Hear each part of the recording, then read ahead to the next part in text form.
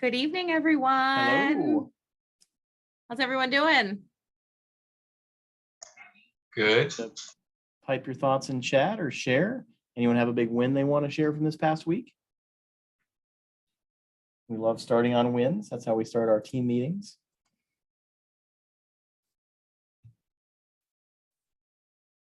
Anyone want to share a win or two to get us started on some good energy?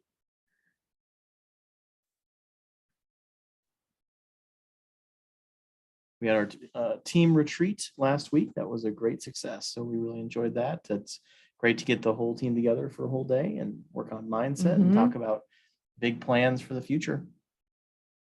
Yeah, Rebecca is our marketing consultant, and she got to spend almost a whole week here with us last week. That was a ton of fun, and it was just a good time. Yeah. Got an offer accepted on a home in Minneapolis. Oh, that's exciting. Just right up the road. Congratulations. Anything else anyone want to chime in on? Working on some refis or anyone write an offer? Doesn't have to be real estate win. Can be like a mindset or life win too. Nick and I both got to the gym today. That was pretty exciting. That's as good as it gets right there. Yeah. Well, we've got a lot of awesome material to cover. We're very excited to share with you today. I'd say this is kind of one of our most popular talks is our annual state of the market. And we'll take a look at kind of what our guesses were for last year compared to this year and make some guesses about the future. And we'll see how right or wrong we'll be. Yeah. Mark shared first successful 1031 transaction all lined up. Fantastic. That's awesome. I love it when people can spend money investing instead of spending money on taxes. That's very, very exciting. Yep. All right. We are going to fire up our screen share. We have a couple of people monitoring chat for us. I saw another win hop into the chat there right before it went away on my screen. It looked like someone maybe closed on a single family. Closed on a single family for new construction. Awesome. Fantastic. Now is the time for new construction. We're going to talk about that. So put your questions into chat. We've got a couple of folks that are going to be watching chat and kind of grouping questions together and those sorts of things so that we can carry on with the presentation and then interweave answers to questions if that's appropriate or answer questions at the end. Look at all these wins coming out. First syndicate today. Ooh. Any way to increase the volume? That's a Nick question. Yes, there is. Is this better? Is that better? Appreciate the AV support here. Rebecca gave me thumbs up. Mark, is audio okay for you? It's a little too high. Okay. All right. All right. That's helpful feedback for us. I just do what he tells me to do from a technology perspective. I do what she tells me to do from a health perspective. So it works. There we out go. well. All right. Can everyone see our slides? We're sharing those now. Very good. There's lots of stuff on the slides if you are able to watch, if you're listening kind of more podcast style while you're, taking care of the last couple of things at work or kids or that sort of thing. We try to make sure we describe everything on the slides as well as possible. Let's start with a little bit about us. As our audience has grown, we always want to make sure that you all know who we are and what our experience is. And this really comes from a place of helping you to understand why we have the state of the market analysis that we have and the decisions that we've made and the decisions that we project that we will make in 2022. So we're Nick and Elaine Stoggeberg. Nick, prior to running our real estate business, was an IT professional. I'm a psychiatrist by training, and we run our real estate companies full time now. We're in Rochester, Minnesota, and we're very vertically integrated. And that's one of our favorite things is that we're able to drive control and therefore quality across many areas of the supply of the vertical chain there. So these are some of the things that we've done in our real estate career. Can you share those? It's been a little while since we've updated. We call this our credibility slide. We still haven't updated the picture. We've got a third kid, a fourth one on the way. We just did another maternity shoot here. They're kissing. We'll just stick with this one. The thing I'm most proud of, or I don't know what the word is to insert in there, but for 2022, our sales team was ranked in the top 1/3 of 1% of over 200,000 KW agents. So we were invited to join Gary Keller's personal mastermind, which is considered to be one of the most elite masterminds from kind of the top persona in all of real estate in the entire world. So kind of exciting to be nominated for that honor and to be accepted. So we're very, very excited about that. But lots of growth. So if you look at one of our older presentations, some of these numbers were quite a bit smaller, but yeah, doing a lot of construction, a lot of acquisitions, lots of new assets for our property management company, just kind of growth on all fronts there. But we love to be an example of what's possible. Elaine and I, we've been investing for over 10 years, but for many years, it was just kind of buying a single family home every year. I think that's a fantastic strategy for anybody out there who wants to get invested in real estate, just kind of doubling our portfolio, buying one house one year, two houses the next year, four houses the next year, and it snowballs very quickly. Warren Buffett is so successful because he's just been in the market for over half a century. He just stays in the market. And Charlie. Yeah. So all you need to do is live to be 90 and just stay in the market, and you'll probably be pretty successful. But we love to be an example of what's possible. Awesome. And many thanks to many of the people on this call who are our clients that have helped us with certainly the real estate sales team, with allowing us to serve as your buyer's agent, assets under management, our private equity fund. So many of you have participated, and these are accomplishments that we've all accomplished together. So thank you all so much for that. As with all things, we try to start most of our presentations by starting with the end in mind. Stephen Covey says that. So today we will start with a Selah. That's the name of our daughter. It's a Hebrew word for pausing and reflecting on meaning. We're going to talk about the situation in Ukraine for a brief while at first. We'll share our predictions from last year and kind of compare what we predicted versus what happened, and share what we did. We'll talk about inflation, interest rates, prices, our predictions for 2022, and then the action that we'll be taking with our portfolio in 2022. If you merely learn tonight, then I feel like we've not accomplished our mission. We hope that this motivates you to take action. It gives you a sense of certainty to make a move, or gives you a critical piece of information that lets you finally make a strategic choice that you need to make. So if you merely learn today, we hope we can do better. Yep. Let's dive in. So a word about the situation in Ukraine. I'm sure we've all been glued to our phones this past weekend. We're going to talk about a lot of economics today. Let us never forget that there's people behind these numbers. And the thing that races through my mind is we hope to be a $1 billion company. I think we will be in the next 3 or 4 years on our kind of current trajectory or whatever. And I hope that Blackstone and BlackRock and Bridgewater are all meeting today to ask, what can we do to make a difference? Because this is a situation where sovereign nations are strangely paralyzed, but BP and Shell and others can send a message to say this is completely unacceptable. This will not be tolerated.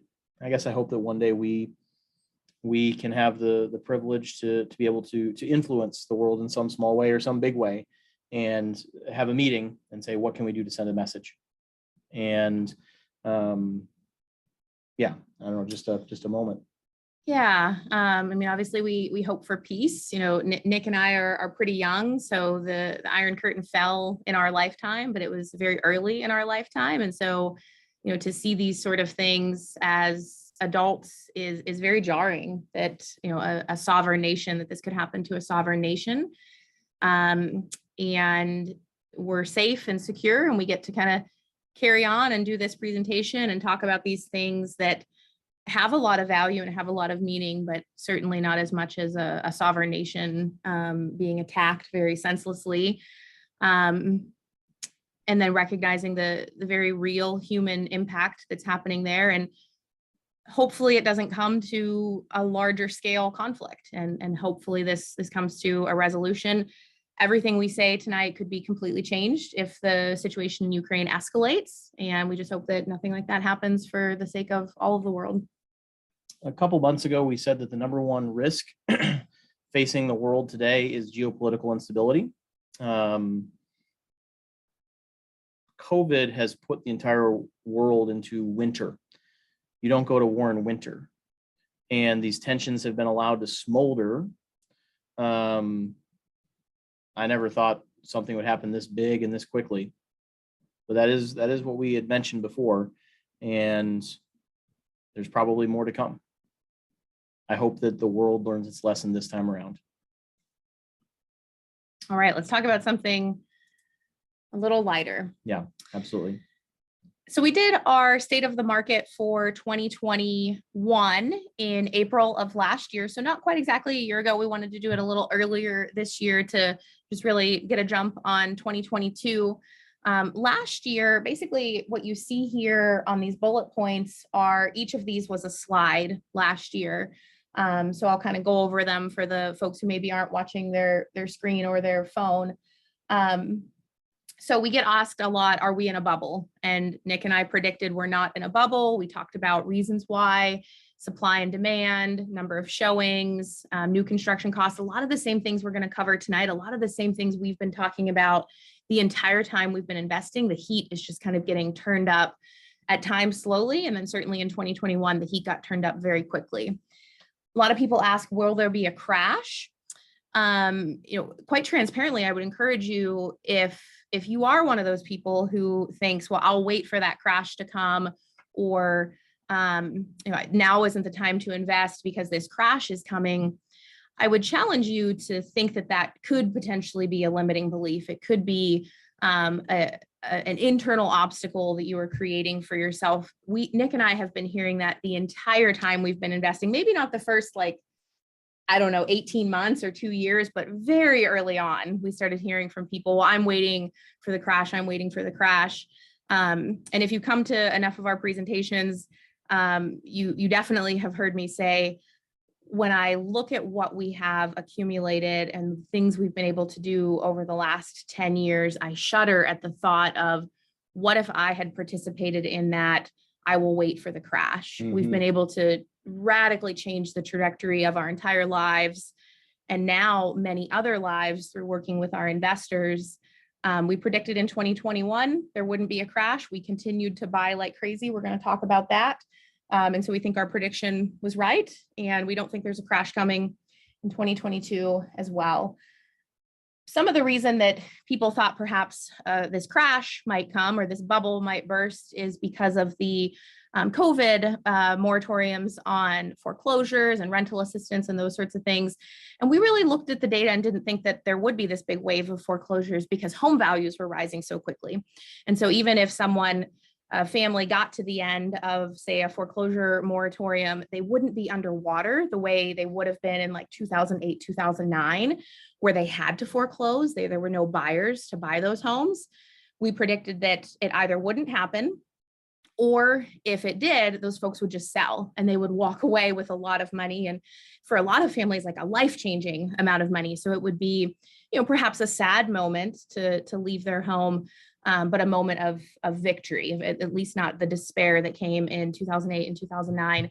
And there really was no wave of foreclosures in 2021. And there were a lot of people, I had the privilege to sit through many private equity fund pitch sessions. Billions of dollars were amassed in opportunity funds to buy these foreclosures or to buy single family homes after the crash. And that money is still waiting, or it's found another home. So I think that we stood out a little bit by with that proclamation.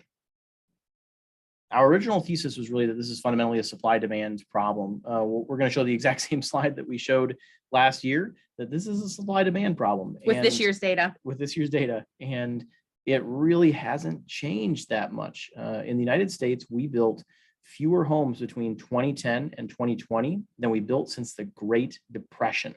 We built more homes in the 1940s than we built than in the 2010s. All these home builders scaled back or went out of business in the crash, and there's just a gaping hole in the housing supply in the United States. And then just as people started to really figure out how big that gap was, COVID hit. We had all sorts of supply chain problems, and construction costs have escalated approximately 25% since then. That's really the whole story here. And everything else is just a downstream consequence of that story. Yep. Lowest interest rates ever in 2021. We're going to comment on rising interest rates for 2022. Last year, we said now is the time to buy every house you possibly can. Now is the time to buy multifamily with COVID financials. So just a 30-second refresher on that. Multifamily is valued based on what's called a T12 or a trailing 12 of NOI or net operating income, which is basically how much money has that property made in the last 12 months minus all of the expenses. That is the net operating income. And then that's multiplied by a factor. And that's generally the price in multifamily. And in early 2021, when you looked back 12 months, you were looking into the very start of the pandemic, when we the whole world didn't know what would the mortality be on this thing, what would happen with hospitals. It was really scary. Yeah, it was, we really knew nothing about COVID in February of 2020. And so in February of 2021, you were capturing T12 from February of 2020 to February of 2021. And it was a great time to buy multifamily from tired operators that were worried and, maybe potentially cash poor. We even went one step further and we bought urban core. We did. So whatever, as counter-cyclical as we can possibly be, that's what we bought. Yep. And that getting the deal would be harder. So in the 10 years that we've been investing, getting the deal has been harder and harder and harder. I remember the good old days when a house would hit the market and we would be like, well, let's go to lunch and like maybe pick up the kids and then like look at that house tonight. But then we'll get the kids to bed and we'll like write an offer in the morning. It'll be fine. We'll write an all cash offer below asking price. Yep. We'll get a little discount. Yep. And now it's like, whoa, drop everything you're doing, stop, run, don't collect your $200 or whatever the saying is in Monopoly. Yeah. And that's what happened in 2021. And that's what's going to keep happening in 2022. But I'm fond of the saying that if you want to find out how someone truly feels about something, ask them to put money on it. So that's what we said. And I would say that we ended up being right on pretty much all accounts. Obviously, we weren't right on 100% of what we said, but I'd say about 90% of it, our predictions ended up being right. But let's forget about what we said and what we recommended others do. Let's look at what we did.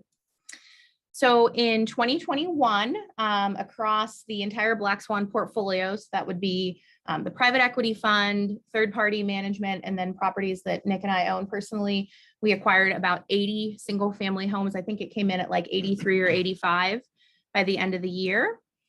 You can see we have a theme. We love vinyl siding, hardwood floors, nice kitchens, pet-friendly. Nothing too zany or luxury, just nice, clean, safe living that everybody wants. We acquired 9 apartment buildings across 7 joint ventures for a total of 271 units. The extreme majority of these were in urban core, right in the downtown area next to Mayo Clinic, which historically over, say, the last at least 20 years has been an area that it's very hard to transact real estate. And so we saw an opportunity where people were willing to transact real estate because of COVID and vacancy and rental assistance programs and work from home. And as a technologist and a physician, we were able to look at the pandemic and predict that some of these, we'll call them hassles, might last for say 2 to 3 years. And then we project that this will be a very vibrant area again. And so buying these buildings, you can see some of them are quite old, doing huge renovations, millions of dollars of renovations across all of the buildings. 20 unit remodels going right now across all those buildings. It is a beautiful orchestration of chaos. That's for sure. Chaos was the exact word that came to my mind. And so very excited about these projects. Garden Court West. Yeah, we purchased Garden Court West. So this is really the epitome of us putting our money where our mouth is. So we started pursuing this deal in January of 2021. There's still a ton of fear out there, a ton of concern about what's going to happen with the pandemic. Things started to kind of thaw out in the spring of 2021. And by the summer of 2021, people were feeling too good almost.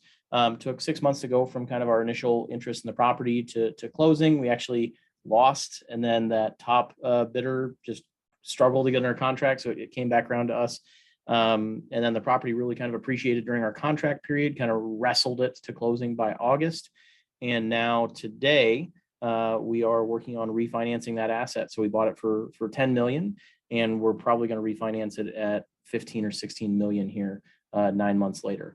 And again, this is not none of this is easy, but it's also not really that complicated.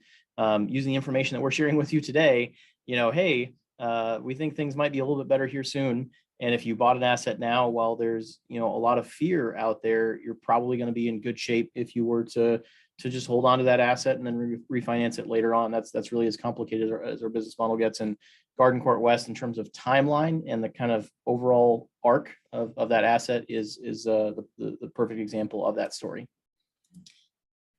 We carried on with new construction. So this is the groundbreaking ceremony of phase 2 of our Stonehaven townhome. So those that you see there in the background, that's phase 1. When we acquired this property, those 30 townhomes were built, and then we're building an additional 85 across the street. We'd be lying if we didn't say this was very nerve-wracking, probably the most anxiety-provoking project we've ever done. And there were a lot of days that we would go back to the numbers, 150th time, a 250th time, drive the site, call our real estate mentors, call fellow real estate investors, talk to the banker, talk to the builder to say, is this the right thing to do? This feels very risky, but when we look at the data, again, the same data that we're going to present here tonight, there's clearly a housing shortage. And we know that the additional 85 units that we build here will have very fast absorption because there's such high demand and so little supply. New construction is very capital intensive, particularly through COVID. We went through the largest spike of lumber prices right as we were closing our construction loan. Lots of challenges. Trying to close our construction loan. Yep. Multiple times that we had to, kind of go back to the bank, and the bank was kind of skittish, and we were kind of skittish, and just kind of lining up everybody's nerves, basically. We were the only construction loan the bank did not cancel, I think it's testament to our relationship with the lender, and they just felt like we had our act together, and the project was sound. We did this project entirely with our own money. We did not open up this project to investors. We just felt like this was going to be a little bit of a roller coaster ride, and it was. And it is. We'll probably open up future development opportunities to investors that we expect to have less volatility on. When we started this project, it was $200K a unit in construction costs. It's now $250K a unit in construction costs. When we started, we expected the project to be worth $250K per unit. And we just had to have the confidence that, if construction costs go up, then the value of the asset's probably going to go up as well. So those units are probably worth $300K an asset, or $300K per unit today in terms of total asset value. So the same margin is still there. Just the numbers have moved. Now, day to day, when it's like, oh yeah, this is more expensive. Oh yeah, this is more expensive. Oh yeah, we need an extra $100,000 today. No, we need an extra $200,000 today. Those are less exciting days. But this is going to be one of the few projects that broke ground in the peak of the pandemic in our entire community. And it's not a small community. And we're very proud that we're creating jobs and creating housing at a time when it's most desperately needed. And the project's going to prove to be a financial success. Yeah, and I think to echo what Nick said at the beginning, we always try to be an example of what is possible. And it's no joke to say that as we were making these decisions about going forward with the project, we were literally pulling up the exact same charts that we're going to go over tonight. And we know them by heart. I mean, we could draw them by now, but even balancing our emotional brains with our logical brains, getting help from others, just kind of being a sounding board with allowing other people to be a sounding board for us. And we're giving you the exact same data that we use to make these really tough decisions. And instead of sitting on the sidelines and just allowing these opportunities to go past us because of fear, making decisions from a good balanced place of emotion and prediction with logic and historical data. And this is definitely probably the most salient project that fits that mold. Absolutely. Then we wrapped out the year with our most exciting project. So we acquired the Nicholas and Oliver Apartments. We've been working on this deal for about 5 years. Just a beautiful project. Probably the first 3.5 was mostly just hope wishing, and prayer and yeah. Manifesting. We're gonna own that someday. Oh, really? If you cast a bold vision, though, the universe will conspire to giving you what you want. And I think that's exactly what happened here. And then this became the anchor for our first private equity fund. Exact same structure as our joint venture deals. Just kind of having one big bucket of capital and really kind of taking our organization to the next level. So we're unbelievably excited about that. We ended up raising essentially like $16 million in almost one day. Filled the fund in a single day. We could only keep 11 million of that SEC doesn't let you over raise that much. But our attorneys were like, yeah, we don't usually have that problem. Good problem to have. And then things are off to a sound start with Nicholas and Oliver. So that's kind of what we've done. Yeah, we closed Nicholas December 28th. So we got 3 apartment buildings under contract, I think like the first week of October. And we went to our banker and our accountant and our team and said, we're going to close 3 buildings on December 16th. And then that'll wrap out the year. That'll give everyone a nice Christmas. And we'll kind of have a little bit of breathing room at the end of the year. And I remember standing in our bedroom one day and I was like, Nick, that's it for the year. That's it for the year. Like we are maxed out. And then the sellers called, I think the week after Thanksgiving and said, it's yours if you want it. The PA's in your inbox.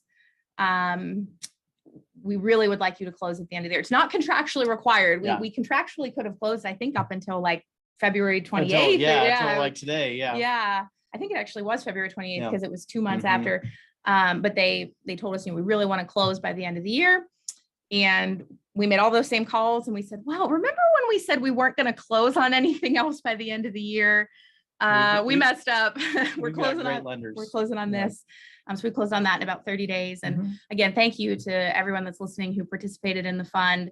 A big part of the reason we were able to be so confident in our closing is knowing that we have a strong investor network behind us. And we were able to fill the bank account and do what needed to happen to get the loan and everything approved. And this has been a great start to 2020 operating this asset. So thank you. We also got to grow in one of the most fun ways. Our team has doubled in size just in the last quarter alone, and we're going to be continuing to hire. There's probably 50 or more people doing something for us somewhere today. We've got a photo of kind of our core team there that we had at our retreat. We're just missing one person there that had to step out before we took the photo. But just absolutely love our team. They're doing amazing things, and we really believe in excellence in operations. It's not sexy, but can you really crank down your vacancy? We have multiple assets that have 0 vacancies right now. In fact, the majority of our assets have 0 vacancies, and we're struggling to show units for the coming spring leasing season because we just everything's full. Can you reduce maintenance costs? What can you do to provide an incredible level of customer service for your real customer, your tenant? And this crazy market has made it easy to be successful even without a lot of excellence in operations. There's one, I was on the phone with another group today, and we kind of mutually agreed that even though their development was half vacant for the better part of a couple of years through COVID, they actually profited from it because just the appreciation was so strong. It's probably not going to be like that in the remainder of this decade. It's just not sustainable, the current level of price growth that we've seen. So maintaining our laser focus on an incredible standard of excellence for operations. So a lot of people who are in the business that we're in, they kind of brag about how few employees they have. We love having staff that are dedicated to serving our tenants. And we think this is our huge unfair advantage that we have in the marketplace. Yep. Love our people. And a little baby bump there. One more on the way. We're most of the way through growing baby number 4. That was our 2021 project. He is coming April 6th of 2022. Yeah. So again, that's what we did in 2021. So a year ago, we told you, here's what we see coming. Here's what we're going to do about it. That's what we did about it.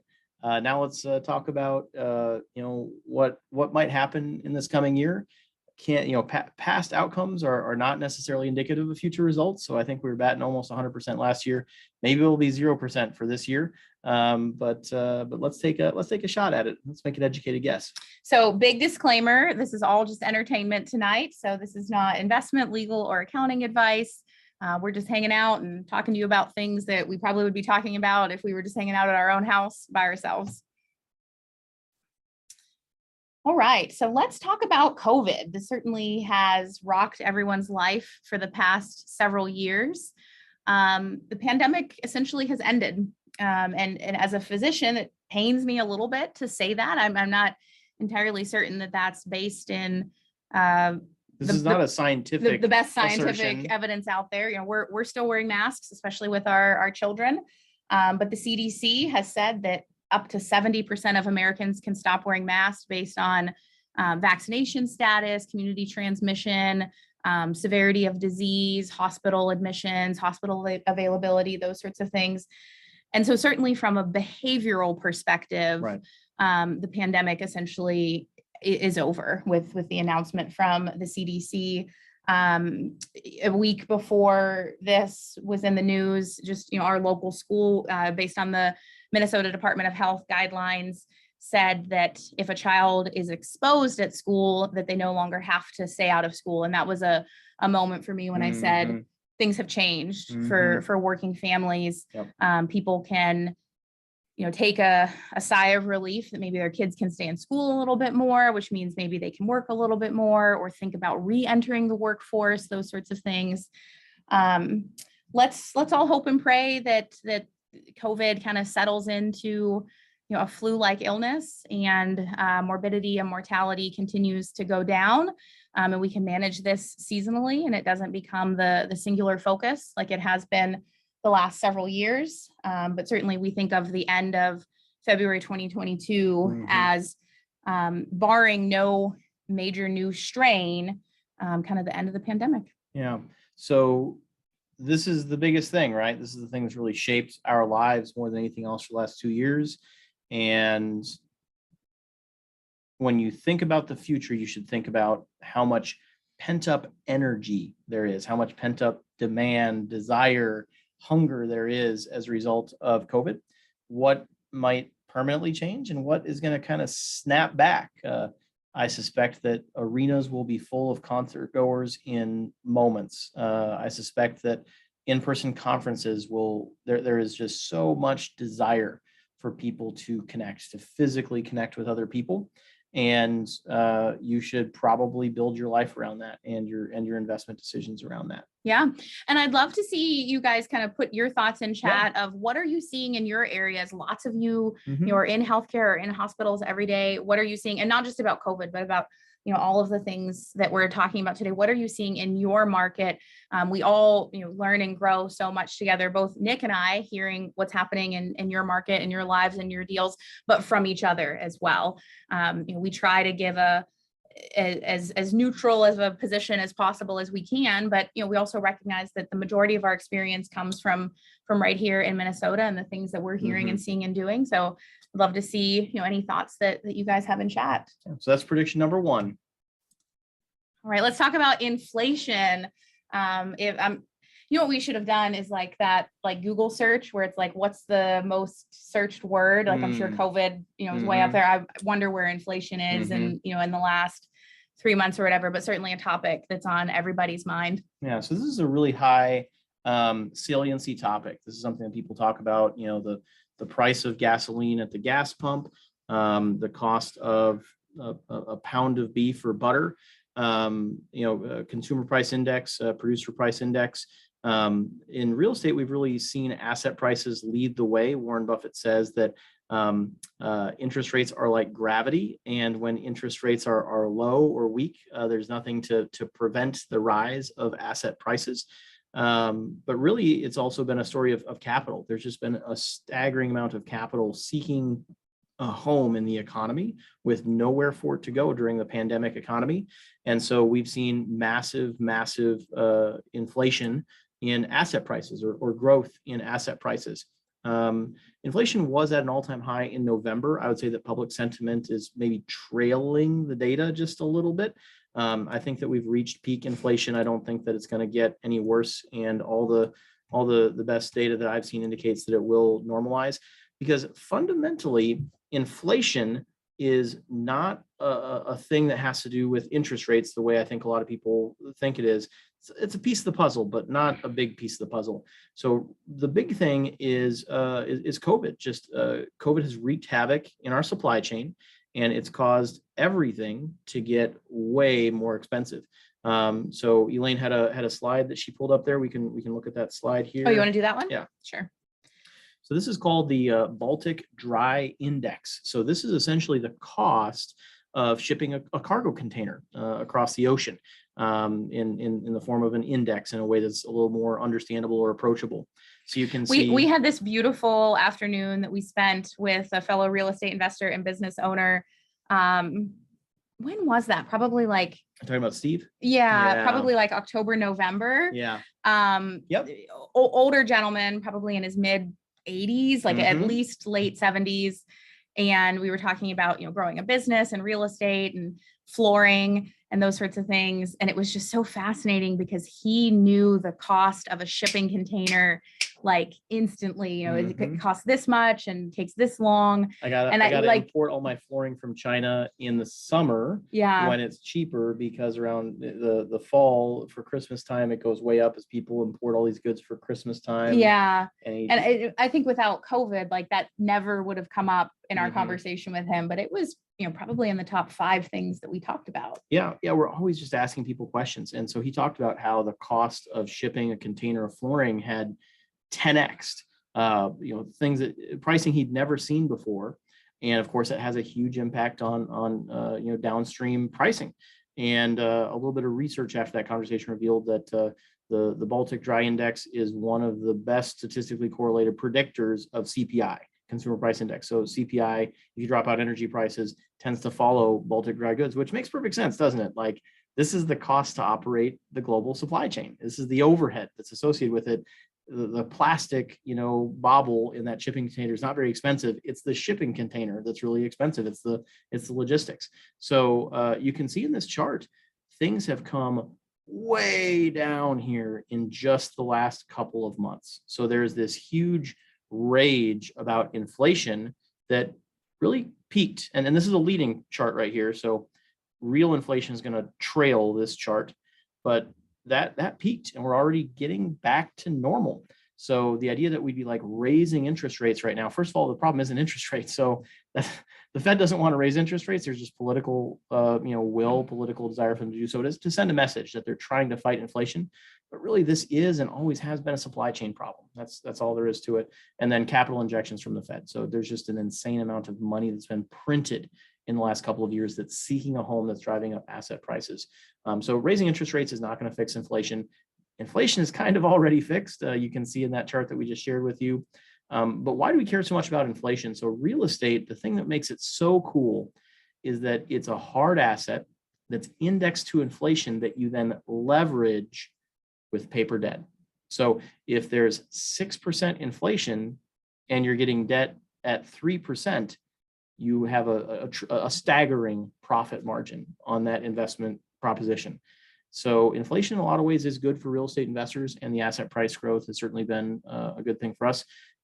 Having whole asset ownership of, tens of millions of dollars of real estate and seeing a 10, 20, +% move in asset values, it's not hard to do the math on how that's impacted us financially, and hopefully, most of the people here on this call.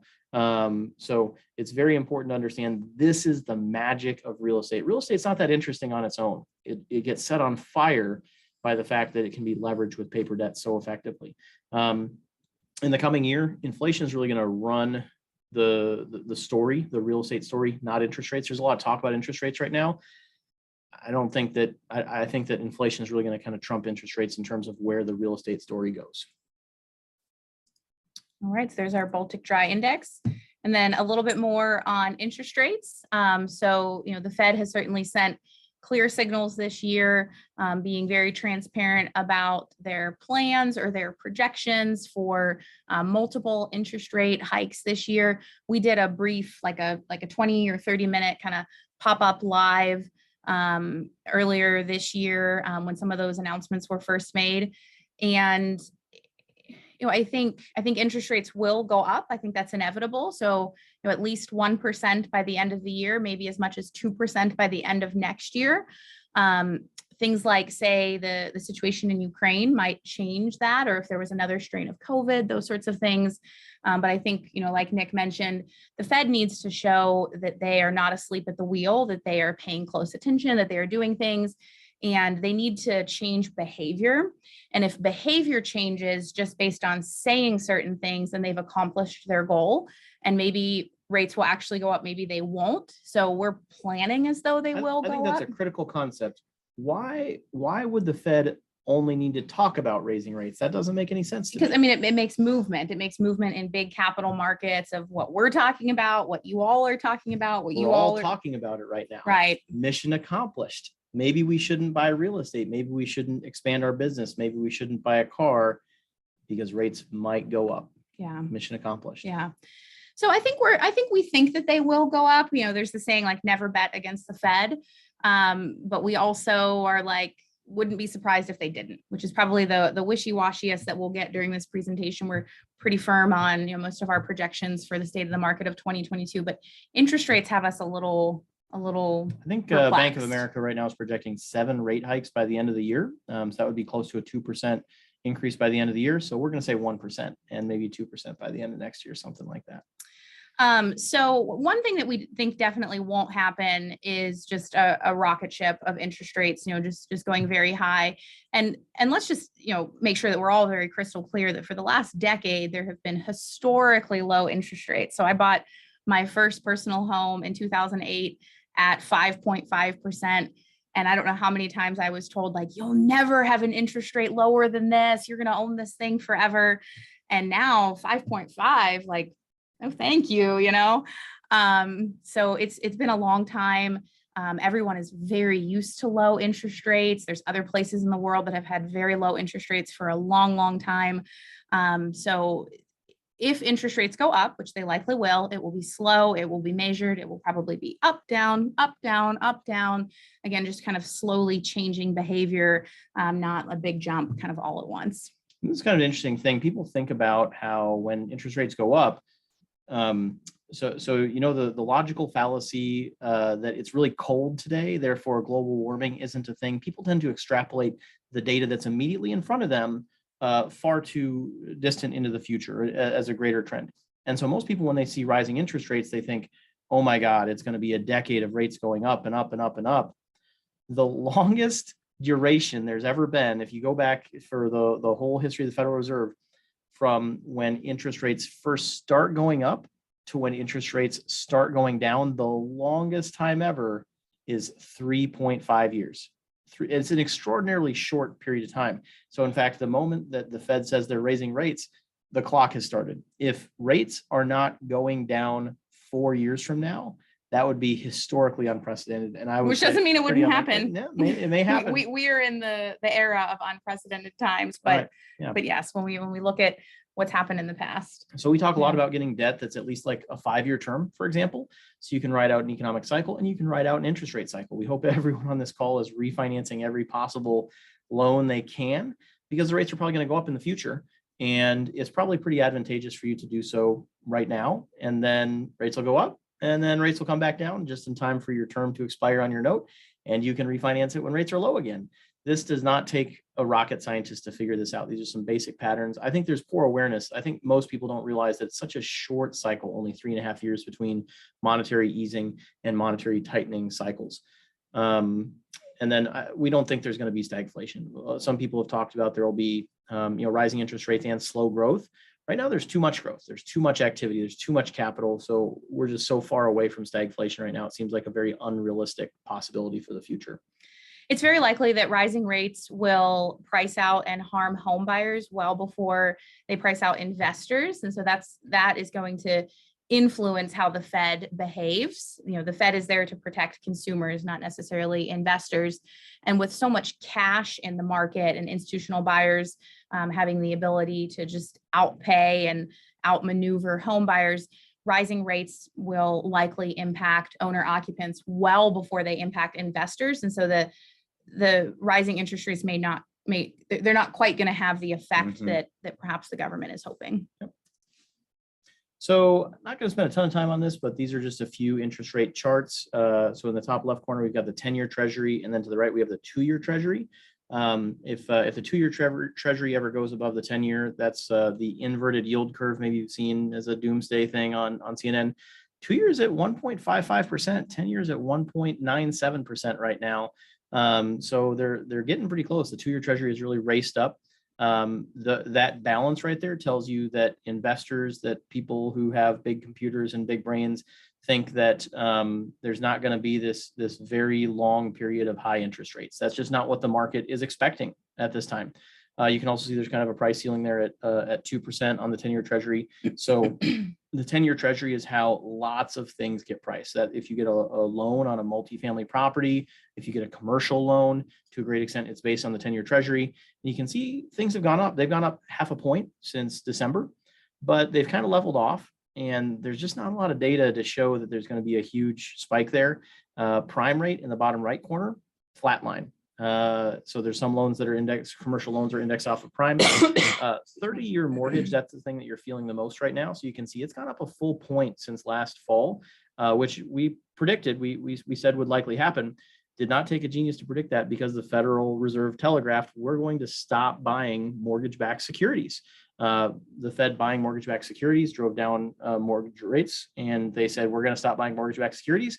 So he said, hey, everybody, get your 30-year fixed right now, because it's going to get a lot more expensive really soon. And the Fed is still easing off of that. They're still unwinding that. So we know that the 30-year fixed is going to go up. So these are all guesses. You know, there's geopolitical factors and other really difficult to predict events, but for the most part, this is really straightforward, really easy to understand, or maybe not easy to understand, but easy to predict things. Interest rates are less mysterious than I think most people make them out to be. All right. Let's talk about appreciation. Everyone's favorite topic. Yeah, appreciation is very exciting if you already own real estate. I hope everyone here already owns real estate. Excuse my cough. The heater in our office is very, very hot today, and so the air is very dry. And if you don't own real estate yet, there's still opportunity to acquire real estate, because appreciation is going to carry on quite a bit in 2022. Yeah. I'm going to step out for a second. Yeah, that's a rough cough there. So we expect to see pretty strong appreciation in single family and in multifamily, probably stronger appreciation in multifamily than in single family. This is very market dependent. So if you're in Dallas, that's very different than being in Rochester, Minnesota. So this is just a high level national average prediction. There's all sorts of different predictions you can see from the National Association of Realtors. As a licensed real estate agent, I get access to a really awesome kind of treasure trove of data from the NAR. And this is kind of their price guidance. There's other data services that we belong to in the commercial space, such as CoStar. We get access to great data there, and other places. Right now, we're just not seeing any dial on our dashboard that says that prices are going to go down. In fact, it seems like prices are going to go up as hard as that might be to believe. Historically, I mean, just intuitively, rent growth tends to trail price growth. So as the value of the home goes up and it starts to transact, that new buyer has to get top of the market rental rate to cash flow to justify the price they paid for that asset. Whereas the person who's selling that home maybe didn't have to get a top of the market rental rate, and maybe they had that same tenant who was there for 10 years and didn't have a lot of escalators, and so there's a latency of many years. And so when you're penciling in your pro forma, you never want to bank on some sort of massive amount of future rent growth. I would not recommend necessarily writing in a 15% rent growth this year, but that is probably what's going to happen. We've seen as much as 50% rent growth in some of the hottest Sunbelt markets right now. Minnesota, being such an even-keeled place, is the lowest of the high rent growth markets. In very keeping with our temperament here. It's just kind of a straight line. It's very likely that there will be a little bit of a boomerang effect or a catch up, though, in our market here, that we're certainly anticipating, not banking on, but anticipating. This might seem crazy. There's 10-20% appreciation. We saw close to 20% appreciation in our market here in the past year. we wrote many offers, different members of our team wrote many offers this past weekend. Some were accepted, most were not. Not uncommon to get, 10, 15, 20 offers on a listing. Having the pulse of that kind of real-time data, like there is 6 inches of snow on the ground. It is not normal to be getting 20 offers on a listing in February. And COVID hasn't really ended yet. So the match is going to happen in a few weeks, which has a huge impact on our market. And I heard of one listing a couple weeks ago that had 50 offers on. I think it was 45 offers. When you see that much pent up demand, there's really only one way the prices can go. It doesn't matter what the interest rates are. It doesn't matter nothing. This is a game of musical chairs, and we ran out of chairs last year. And this is what I think Elaine and I have been saying for many years. And these are where prices are likely going to go, if not higher. And this certainly has been happening for the past many years. So, probably 4 or 5 years ago, we were making pro formas that felt pretty thin at that time. And today with, rent growth, those things cash flow like crazy, and we're very, very happy to own them. And so again, kind of that theme of the heat has been intensifying for probably 7, 8, even 10 years. It got much hotter, much faster in 2021. And so there's more risk, but the trends are all very similar, and they're likely to continue going forward. And so making measured, cautious decisions, like we write a very modest rent growth into our pro formas. We write 3 or 4% appreciation into our pro formas. And we often talk about how we're probably shooting ourselves in the foot because we're so conservative with our pro formas. So we think of this as, kind of, isn't that exciting, or isn't that lovely, or wow, that's great. But then we write with kind of more, decades long numbers or projections. Anna asked a great question. What is the definition of rent growth? So that is the amount of rent per month that property will rent for. So if last year the rent was, say, $1,000, a 15% rent growth would be $150. So that same house or apartment unit would rent this year for $1,150. To tell this with a story, I had a great chance to visit with a big home builder, and he said that their SOP of late has been to offer people $10 or $20 or $30,000 to cancel the contract on their spec builds. So 6 months ago, they went under contract to build a house, and that house was, say, $600,000, and now that house is worth $800,000 today. And so if they can pay that person to walk away, they come out way ahead on the difference. I hope that story is salient to you, that there is extreme demand out there for new construction. The price of new construction is growing quickly, and these metrics are probably pretty darn conservative. If there was 30% rent growth this year, I wouldn't be surprised. Yep. This is all good. Yeah. If you own real estate, and if you don't, buy some now so that you can enjoy this for as many years as this lasts. Let's talk about some real data. Yep. So this comes from the MLS, the multiple listing service, which Nick has access to as a licensed real estate agent. This is for the Twin Cities region, because that's the MLS that we belong to, that we have data to. Most metros in the country follow these patterns, or they're more extreme. Like Boise, for example, is more extreme than the Twin Cities. But in general, you can apply these ideas to any region of the country that's like a major metropolitan area. These are less applicable to very rural areas.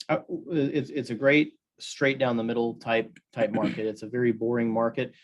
It may not be valuable to show you data for Austin, Texas, because it just is not representative of most markets in the country. But your market's probably going to be within, a standard deviation or so of this data. So the first one we have here is showings per listing. That's what Nick was just talking about. If there's 50 people that are very serious buyers that are lined up to buy whatever that thing is. I remember when I was a kid, when I was, maybe 10, it was Tickle Me Elmo, right, for Christmas. So if there's 50 kids who have parents who are willing to buy Tickle Me Elmo for them, and there's only one Tickle Me Elmo, then the price of that thing goes crazy. And that's what's happening right now, except people need places to live. They don't need talking toys from the 90s. So you can see here, this data goes back to 2017, and it starts in January, kind of goes up as the spring goes on, comes back down in the fall, and then in the winter time. That's what you would expect in the vast majority of markets in the country. As kids are back in school, holidays, those sorts of things, people don't do as much home shopping, and then certainly in the colder, snowier parts of the country. And things just kind of hung out. It's the same sort of exact same data going back for 15 years. Mountains and valleys here. And then in 2020, you can see in February, March of 2020, a precipitous decline. And then in the summer, showings went back up because, again, there was a pandemic, and a lot of people didn't know, what their employment situation would be or those sorts of things, but people still need places to live. And there are all sorts of reasons to move that were stronger than the pandemic, like marriages or divorces or children being born or children leaving the home, all sorts of things like that. So things picked up in the spring and summer of 2020. And then things just went crazy in 2021. It's very likely that, I would say 2021 to 2024, when someone is looking at this data 100 years from now, this will be the craziest that this chart looks. So it went over 25 showings per listing. How many of those are serious buyers? Probably a lot. Because buyers, well, first of all, you can't find a buyer's agent that's going to show you a property just for fun the way you could, 5 years ago. Buyer's agents are working their tails off, and they're writing lots of offers. Yep. And then it went back down, and now it's going right back up. And we're in February of 2022. And that, when I look at that, I think the projection is going to be even higher. Yeah. From a data perspective, this is probably one of the most important, data slides for you to see, because I hope it intuitively makes sense to you that this is a leading indicator, the same way the Baltic Dry Goods Index is a leading indicator for inflation. Showings per listing is the best leading indicator for price. So this tells you that there is an unreal amount of pent-up unmet demand in the market. And the data that we have for January, February tells us that it's going to be just as crazy of a year as it was last year. Let's talk about months supply of homes for sale. So this chart goes back to 2012, and you can see there's seasonal variation there, but the trend is clearly going down. I would say we probably really started noticing this trend around 2016, maybe 2017 was when we kind of started to clue in on this. You talk to any realtor and they'd be like, gosh, each year there's less and less inventory. We thought it was unwinding from the great crash.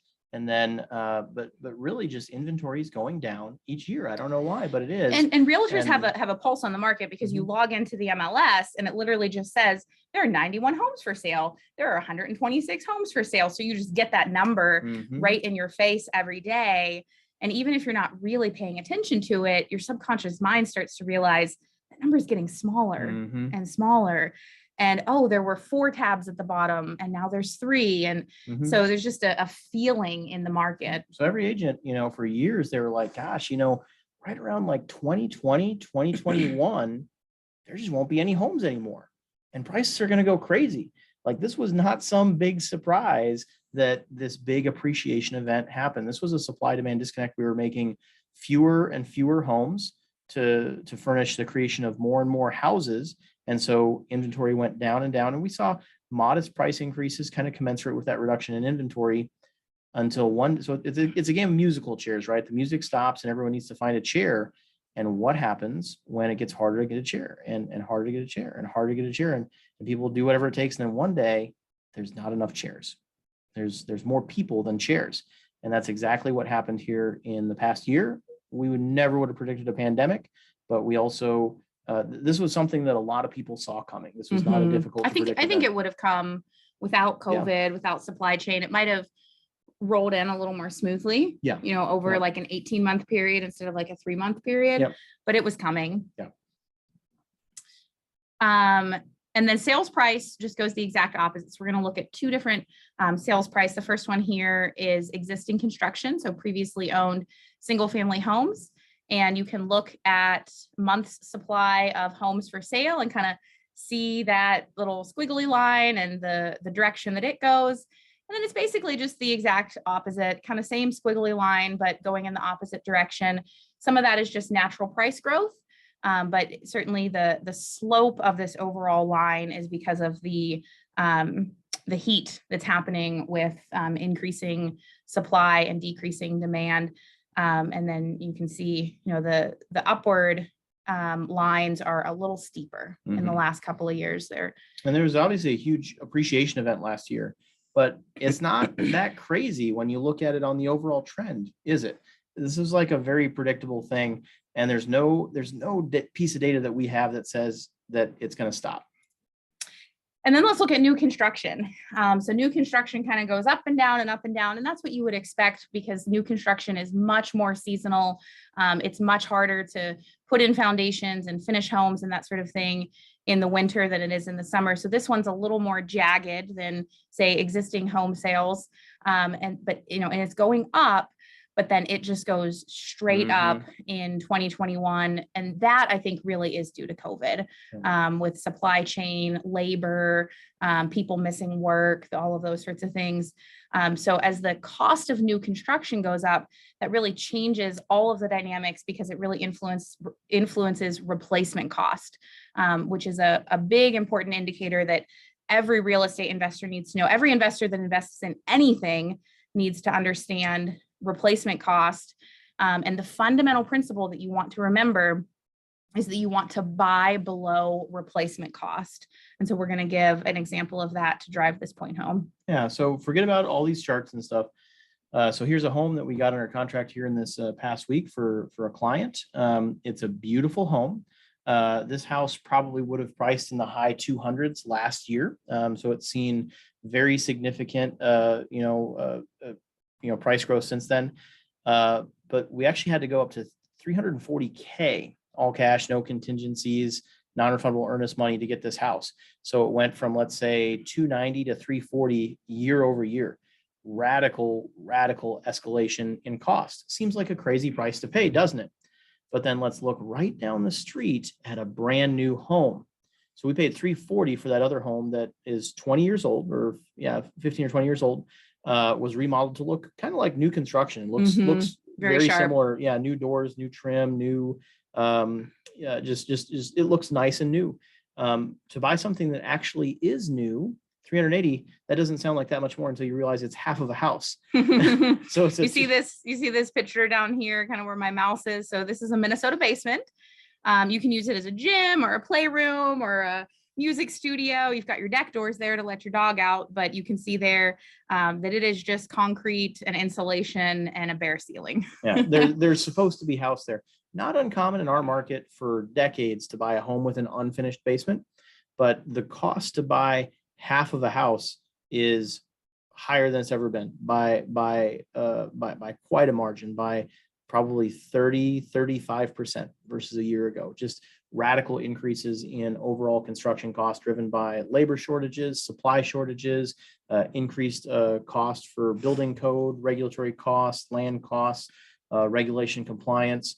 And so when you can buy an entire house for less than the cost of half of a new house, you're probably going to be in good shape. It is not more complicated than this. I do wish that we were able to buy at maybe a steeper discount or something like that. But historically, existing homes will trade at about 2/3 of new construction cost. That's exactly what they're trading at today. These are like kind of historic ratios or something like that are just never changing.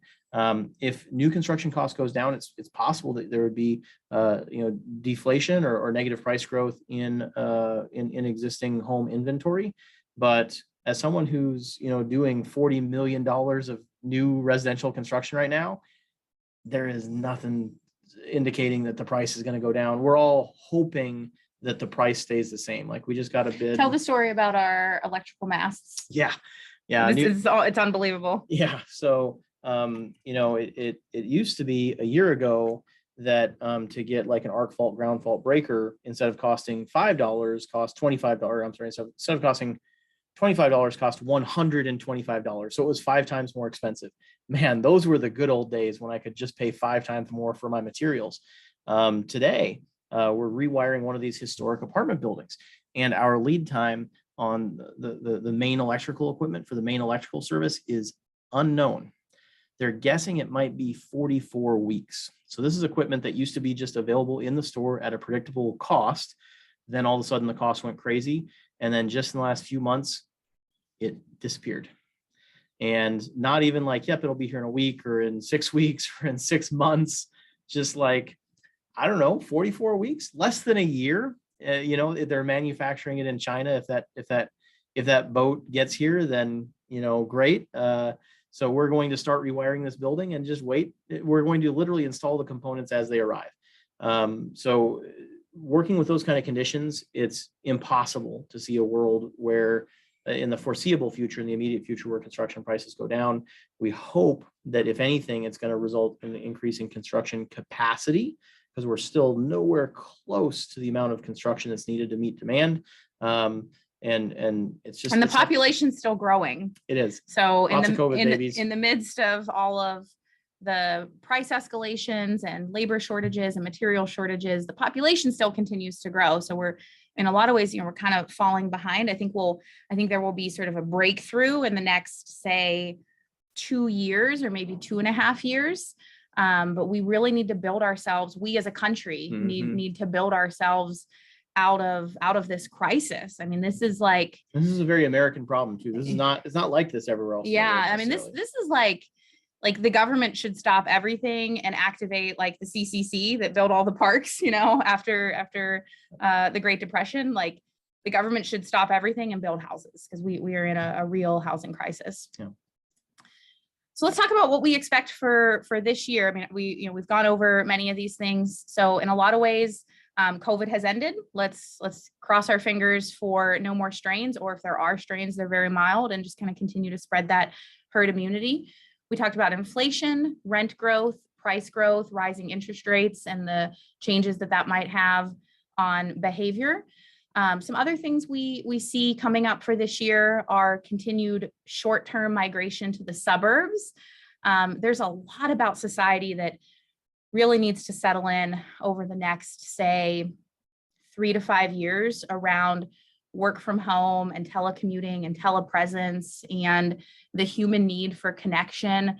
I would say that's the thing that Nick and I talk about the most of. Does Zoom really replace a modern work experience? Will people continue to promote and have the professional growth? And how much is that kind of water cooler talk important to companies and to culture? We're young enough that we had computers in our homes as children, but we're not digital natives. And so we're always kind of asking ourselves, are we just old people who think that people need to work together? Or is it really true that, when you spend FaceTime with your boss talking about the hockey game and the weather and that sort of thing, that's really how you get that promotion and that career growth? So that's I think the question. I think the jury's out on that. Certainly workers are saying that they want to work from home, and that will allow more migration to the suburbs. I think there will be a boomerang back to urban centers, even if it's not for work.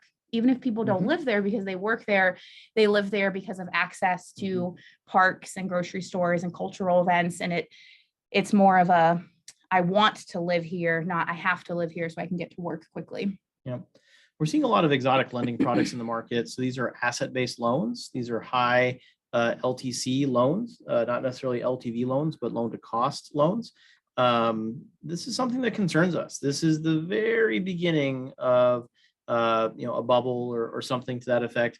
Be very careful about who you borrow from. Make sure that the person you're borrowing from, the group you're borrowing from, they want to collect on the coupon, on the interest payment that you make. They don't want the asset. You don't want to do business with a shark. If you do business with one of these debt funds, they're out to get you. They will look for every opportunity they can to trip you up, to trigger a late payment, to trigger a default rate. Be very careful about that. In single family and in multifamily, I think people fail to understand just how potentially dangerous those lending products are. We love working with local regional banks that are not out to cannibalize their customers. are all to build long-term relationships. Something to keep in mind is that bonus depreciation. Oh, sorry. I want to comment one more thing on the lending piece.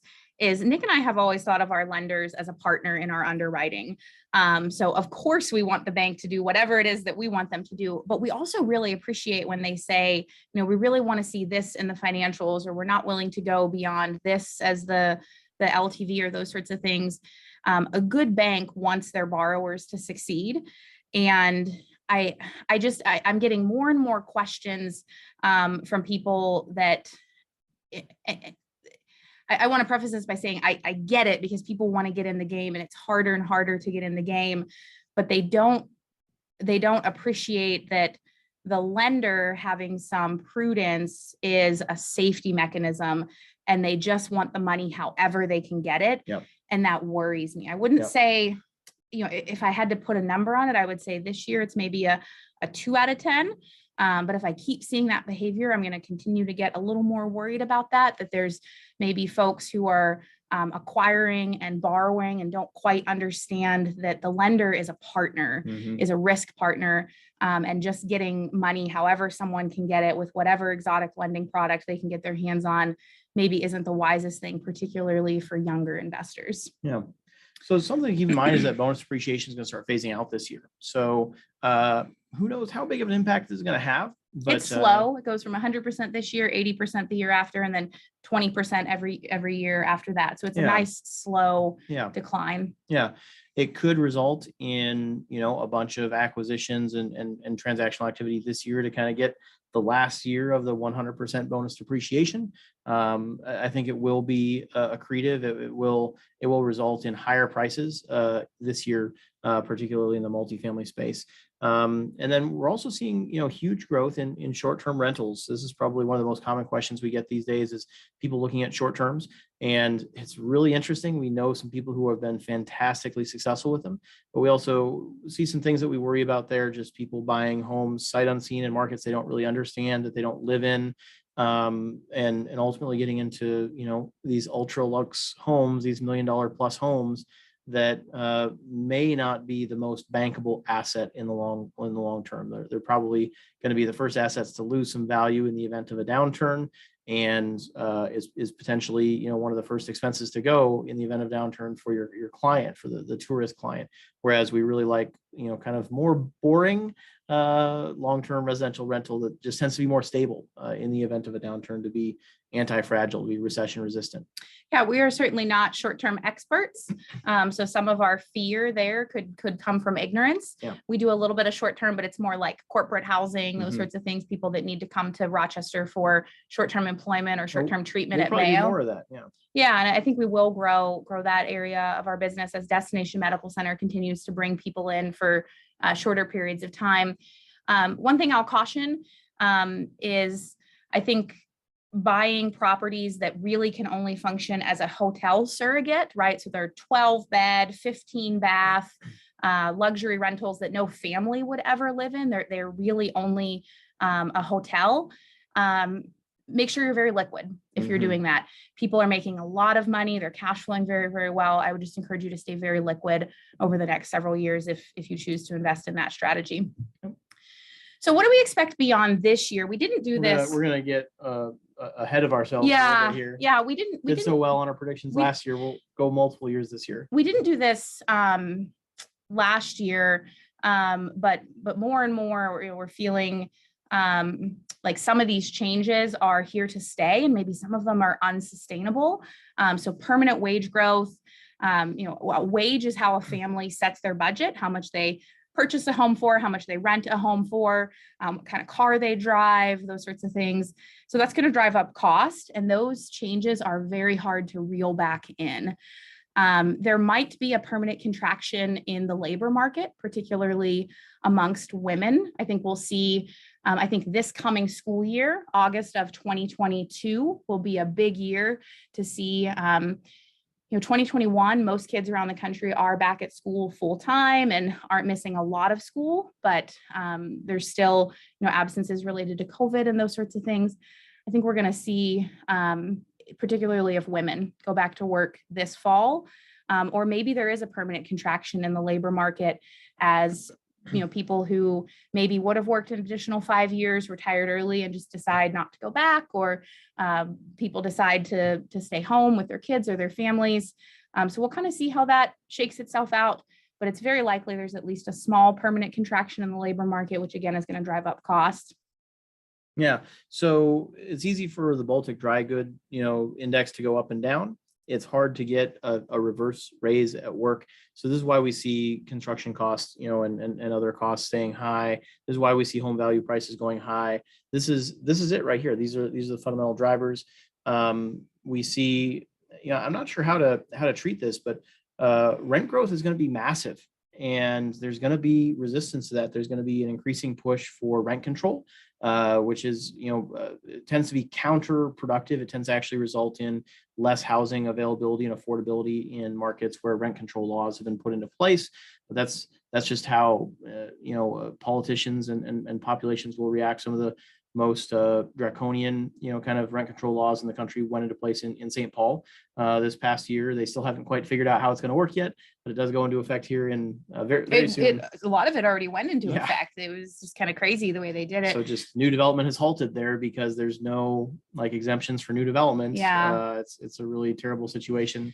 So certainly when Nick and I think about what is the largest systemic risk to ourselves as investors, the investors that we represent, and then to just real estate investors as a group, obviously we are very excited. It's very easy to be excited about appreciation and rent growth and low vacancy. And anytime there's a crisis of supply and demand and you own part of the supply, that's a great position to be in, but not when people are suffering. Mm-hmm.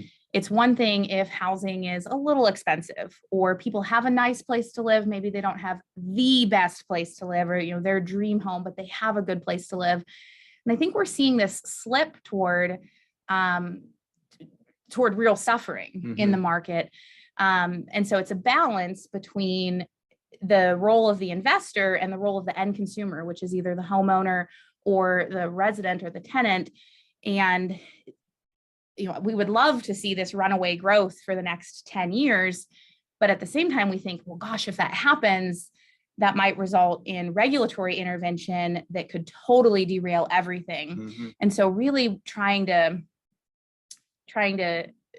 hope for balanced and measured growth that allows for investment to continue to be quite profitable and create lifestyle freedom and those sorts of things, but not at the expense of the common people. Yeah. So a key piece of this that's a critical consideration is that quality has gone way up, right? A new house today, a new apartment is so much nicer than a house or an apartment, particularly apartments that were built, say 20 years ago. And yet that kind of upward spiral of quality and price has resulted in a basic lack of affordability. And we're seeing, a huge spike, a very pronounced spike in that exact trend right now.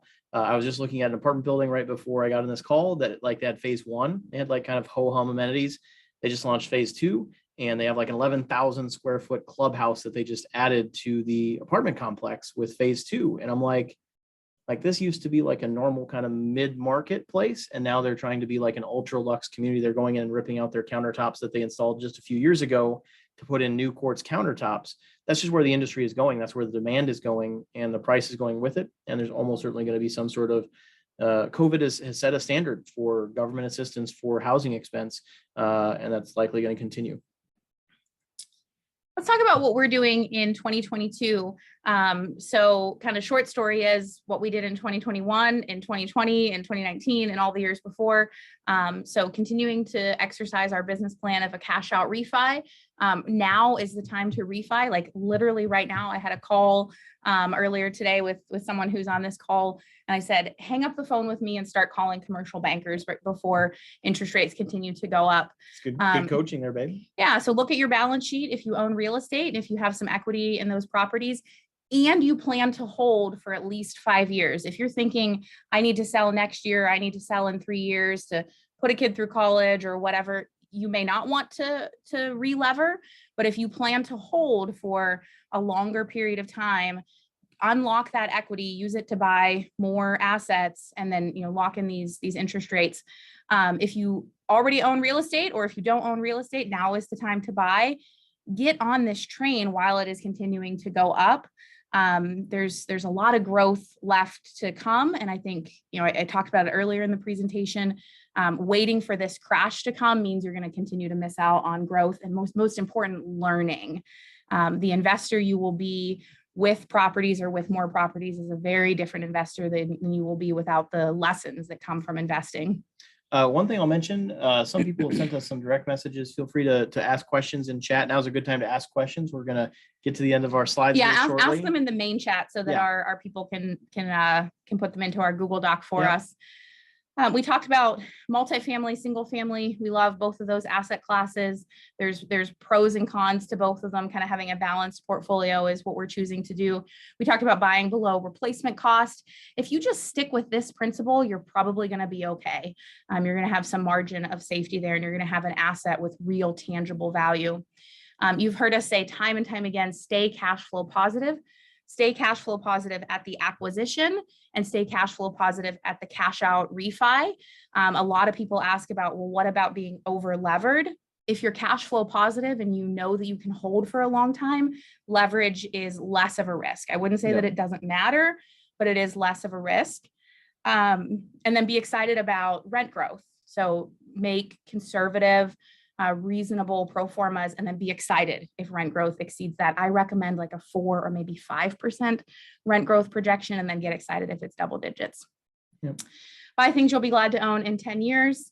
That's our litmus test. We'll literally go, we looked at a whole bunch of properties this past weekend. We got 4 under contract. It was an unusually successful weekend for us these days. And, okay, the price is high on everything. So which of these properties are properties we're going to be excited about owning 10 years from now? What's a good quality property? Yeah. It's easy. Yeah. And in the entire decade that we've been investing, really nothing here has changed. It is very likely that this is called an investment thesis, by the way. It is very likely that our investment thesis will change at some time in our investment career. That's just a natural part of, continuing to play the game. But today at 2022, we are making the exact same decisions we made in 2011. The heat is just higher. Yeah. So let's talk very concretely. So those are kind of some abstract things. So what are we doing like right this second today? So we're working on a refinance of New 52, of Garden Court West, of Stonehaven Townhomes. So that's $30 million in debt that we're trying to refinance as quickly as we can. Can't say for sure if these will go through or not. It could be that none of them go through, with appraisal values aren't supported, or all of a sudden interest, rates double or something before we close or whatever. So who knows what will be the end outcome of that, but we're trying to refinance everything that we can. Oh, I forgot to put, we're trying to refinance our entire single family portfolio as well. So we're doing like 100 refis right now. And our team just died a little, yeah, because they help us with all the photos and the rent rolls and all of that. We've already got a pretty good library, so hopefully we'll be okay. But yeah, it's good. It's a good point. We're pressing forward on Stonehaven Phase 2. That's our new construction project. We are aggressively launching Stonehaven Phase 3 and 4. Again, kind of leading by example. These are scary decisions. We look a lot at our liquidity, but we also know that we're in a housing crisis. People need places to live. And if we can build at a reasonable price and then operate it with cash flow positive, there's no reason not to build now. And the cost of new construction is likely to continue to go up. So now is as good of time as any. So we got four houses under contract this past weekend. We wrote an offer on some development land and on an existing multifamily community. We're underwriting another multifamily community. And we're working on deploying our capital for Fund 1 and preparing for Fund 2. So we're buying. Like the principles that we just said in the last slide. Like these are the concrete daily activities that we're doing right now today. So if you want to know how someone really feels about something, ask them to put money on it. I love that expression. Don't believe what we say, believe what we do. These are the actions that we're taking right now. And we suggest you do the same if you want to be successful as a real estate investor. We think that now is the time to refi and now is the time to buy. If you are in the single family space or even the multifamily space and looking to buy this year, here are some of the things that you will need to have to be successful. So you'll need to have excellent relationships with an agent, a lender, lots of other, you want your agent to have relationships with lots of agents. All cash certainly doesn't hurt. We've always been very successful at getting financed offers accepted as well, but all cash definitely helps. Contingencies are just, they've just gone away. It's not a sales tactic or anything like that, because we're not representing any of you right now, but inspection contingencies are gone. Financing contingencies are harder and harder to get in. Really just no contingencies at all. You look at a house, you make a decision that afternoon, you come in at the best price you possibly can with the most flexible offer. And, you know, micro things like we can close whatever day the seller wants to sell and those sorts of things. Non-refundable earnest money and big earnest money, that can be, you know, kind of what we consider to be like a free way to get the deal. So if an agent has, let's say 5 offers, really they probably have 50, but let's say 5, and 4 of them have earnest money at 2,000 or 3,000, and 1 of them has earnest money at 50,000, they're likely to take that offer, even if, say, the other offers are maybe 5 or even 10,000 higher, because it shows commitment to the deal. Of course, there is a level of risk there that you need to think about, but that's a lever that we recommend turning because it's less expensive than just straight going up on price. We'll frequently do like 100,000 in non-refundable earnest money on like a $200,000 purchase. So a crazy amount of earnest money. Now, again, it's potentially if you have no inspection and no What? contingencies and stuff, like you're basically just buying the house that day. Right. Speed is so critical. That's true for every market. And then just believe, just have nerves of steel, just continue to be in the market, continue to write offers. What we haven't seen yet in our market, but we hear kind of rumblings of, is buyers paying their own agents. So, buyers agents are typically paid by the listing agent. That's just been kind of a handshake agreement for the last 30, 40, 50 years. That's still what we're seeing, but I would not be surprised if this summer buyers are paying their own agent. Or buy the seller a trip to Disney World or some other junket there. Yeah, there's like cute things out there of like tickets to ball games and beer and restaurants and stuff like that. I would say the thing that got us the deal, every single deal that we got this past weekend was relationship. It was picking up the phone, talking to, one of them was a FSBO, just picking up the phone and just talking with the seller about, hey, what does a perfect offer look like for you? What's going to give you an easy decision to make that you can make right now? Can I do all the paperwork for you? Can I send you an electronic signing session? You just need to make a few clicks right now and your home is sold. Calling a listing agent. And, a listing agent that has 50 offers in front of them, like they've got a problem. Like it's a nightmare. Like imagine that like logic puzzle, right? Like, how do you sort through that? Yeah. So when we call the listing agent, we say, listen, we want to solve your problem. How would you like to get one offer? Have one offer review. Just let us know what that offer needs to look like. So it's really not any more complicated than that. It's not easy. It's hard to pick up the phone. It's hard to create rapport. It's hard to just care. But at the end of the day, relationship is what got us all 4 deals that we got this past weekend. And whatever you can do to create relationship with your agent, with sellers, with the listing agent, that's what's going to get you the deal in this climate. Speaking of relationships, we love to interact with you. Certainly, as these things have grown, they've become more of a kind of a teaching night than an interactive night. But we love to meet with you. We do lots of one-on-one calls. So Meet Black Swan, you can get on either of our calendars. Make sure you're on our mailing list. Signed up for Fun 2 if that's interesting to you. But we want to hear from you. This is how we stay abreast of what we can do to serve you and meet your needs. So Meet Black Swan is how you reach us. I am going to stop the share and we'll spend a few minutes here on questions. If you have questions, drop them into chat now and we will make sure we go over these.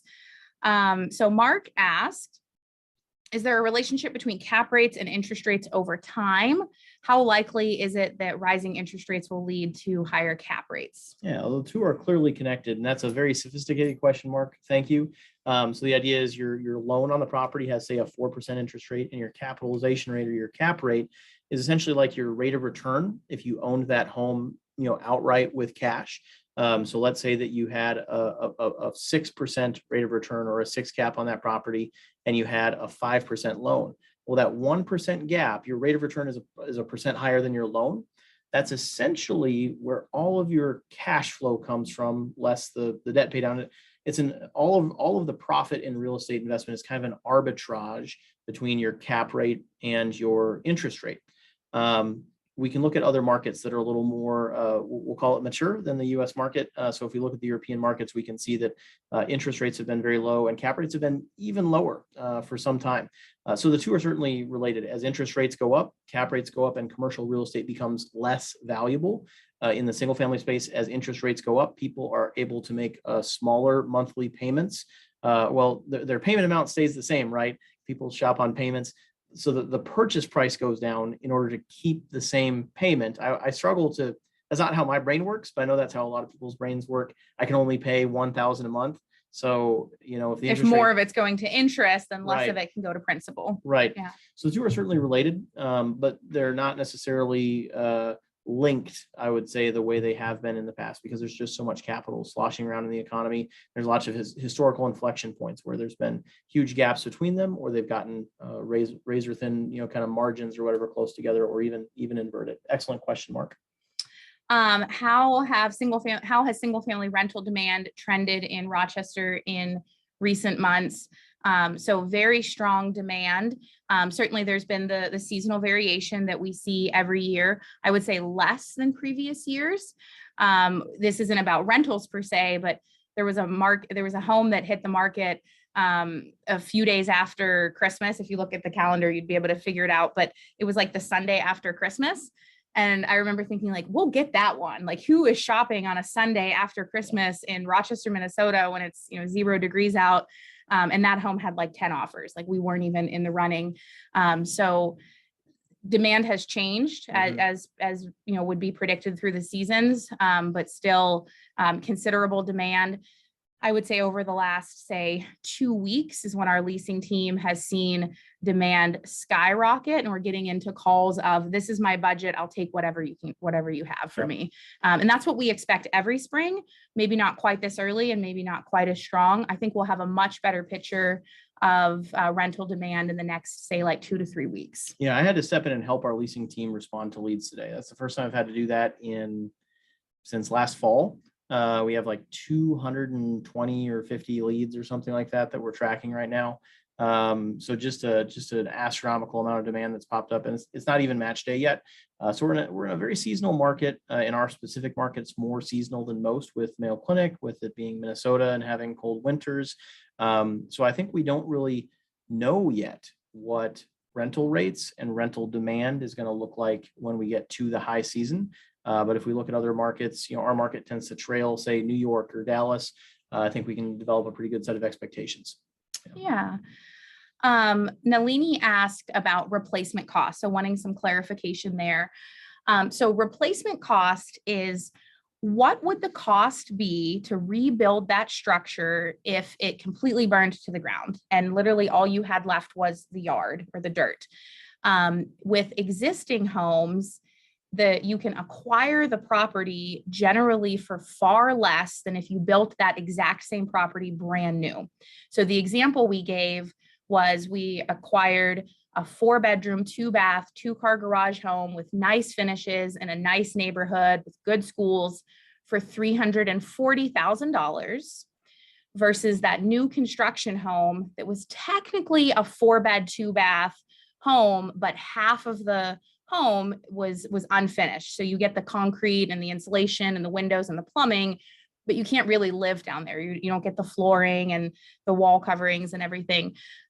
So, and one might argue that if a family needs 4 bedrooms to live in, that second option, which is a half finished house, really isn't even an option. And they're paying $380,000 for it, plus say $60,000 or $70,000 to finish out the basement, plus whatever time it takes to finish out the basement, which, now new construction, frequently no fence, no garage door opener, no window coverings, like no appliances. No appliances has been a huge one lately. It just used to come lots with of a basic package, and now it's like no nothing. So there could be easily $10,000, Yep. or I guess appliances are pretty expensive these days, maybe $15,000 in additional cost Yep. to go with that new house. And there's frequently a break-in period as well that goes with it. So new construction, it's it's tough. It's tough. So you can think of replacement cost as either, you're buying one house in a 20-year-old neighborhood, or across the street, you're getting basically the same house in a brand new neighborhood. You want to acquire the home in the older neighborhood because you're paying much less for it. Or you can think of it as, what if that house burned to the ground? How much would it cost to rebuild it today? You really want to acquire the home for less than it would cost to rebuild it. That also applies to multifamily as well. It's easy to imagine a future in the not so distant future where existing homes become more valuable than new construction, because people just want to buy something today. They don't want to wait for a home to be built. You should never buy one of those homes, right? So intuitively, you just know that you're getting into a bad investment when you're paying more for that product than it costs to reproduce. If you went out and bought a used Tesla today, it would actually cost more than a brand new Tesla, because you have to wait for the brand new Tesla, but you can get the used Tesla today. Sam Zell infamously, he's the most successful real estate investor in history. He infamously went and bought 100,000 heavy industrial rail cars because there was a crash in freight, and you could buy them for scrap price. You could buy them for like 10% of replacement cost. And then he just sat on them, knowing that eventually people are going to need these rail cars. The old ones will wear out, and I'll be able to sell them for, say, 50 or 70% of replacement cost. But because I'm buying it for less than replacement cost, I'm in good shape. So literally every time we set like a new high watermark for buying existing construction, the first thing I do is I go search the MLS and look at the home builder sites and say, okay, how much are the home builders charging today? Okay, we're still at 2/3 of the cost of new construction. That again tends to be kind of a constant in housing. Okay, we're in good shape because we know that we're buying below replacement cost. Excellent question. Comes straight from Warren Buffett. Yeah. Is there a way to invest that will provide housing supply at the more affordable, scarce supply end of the market? That's a really excellent question, Mark. It is one that we are asking ourselves quite a bit of the time. I think I don't have a well-formed answer. I think what I see happening is more charitable giving around rental assistance, down payment assistance, programs for home ownership, programs for getting families into the path of home ownership and then starting them on that trajectory of appreciation and wealth building. I think that it is very likely that because of the rental assistance that came through COVID, that more local areas and even states will have rental funds that are just available. Our team could speak more to the COVID assistance that our residents benefited from, but a lot of them really had very little to do with COVID. It was things like job loss unrelated to COVID, or divorce, or car accidents, or those sorts of things. So not things like I missed work because of COVID, and they were approved. And so it kind of begs the question of, if someone has a car accident and they need a little help with rent, does the fact that we're in a pandemic really matter, or should that just be something that's available in society? So I think those sorts of things will become more popular. And then I think what needs to happen at the development level is tax incentives. So we received a large tax abatement for Stonehaven. That's what made the project financially viable. And I would say the extreme majority, what would you say, like 80%? What do you think of I guess I need to tell you what I'm thinking about, of the new development projects that we see our peers doing? How many of them are getting some Almost sort all of them. Yeah. If it's rental housing, almost all of them. It's uncommon for the government to subsidize owner occupant, like spec builds or custom home builds, but it's extraordinarily common for the government to subsidize the creation of rental housing. And there's typically some contract to go with that. So you might promise to rent a certain percent of your units to, let's say you have to rent at least half of your units to people who are at least below the median income, or 50% of median income, or something like that. So that would be a land use restriction agreement, or a LURA, that would be put into place to get that tax incentive. That's an extremely common way that happens. I don't know if that necessarily gets at the heart of your question, though. I think that it's going to require households to collapse, to double up or triple up We have a lot of, 4-bed, 2-bath, 2-car garages that have like 4 roommates in it. So each roommate is only paying, $500 a month, even though it's $2,000 to rent the whole structure. So a really low rental rate, when you figure a typical 1-bed apartment is like $1,300 to $1,500 in our market, but we can rent a 4-bed, 2-bath home for $2,000 a month. I think that, multi-generational housing is probably going to be part of the solution. It's kind of insane that we're paying to have like our parent in assisted living and our kid in daycare at the same time. We get to just pay for all these different layers of housing and care at the same time, making homes smaller. That's a big one. We've got these 100-year-old apartment buildings that we've purchased, and the bedroom is the size of a full-size bed. That's the bedroom in this 100-year-old apartment building. The bed went in the bedroom and nothing else. It's like a very large closet. Climb into it. Yeah.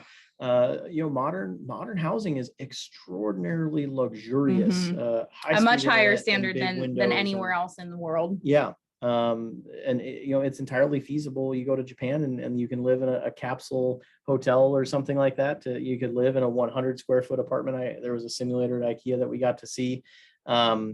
There's a million different things we could talk about here. This is something that is really near and dear to Elaine and I's heart. We're actually doing some underwriting on an affordable housing project right now, buying an existing one. We've attempted to build affordable housing before. We've just never made it work. We've not been able to. There's always been a problem that's prevented the development project from moving forward. So yeah, that's about 10 different answers to that question. This is a question we have. Society has to answer this, not just us, but all of society. Yeah, for sure. Yeah. What are our plans for our fund investments this year? So exactly what you saw there on our slide. So acquiring cash flowing single family homes in great neighborhoods, B-class neighborhoods that we'd be happy to own for a decade.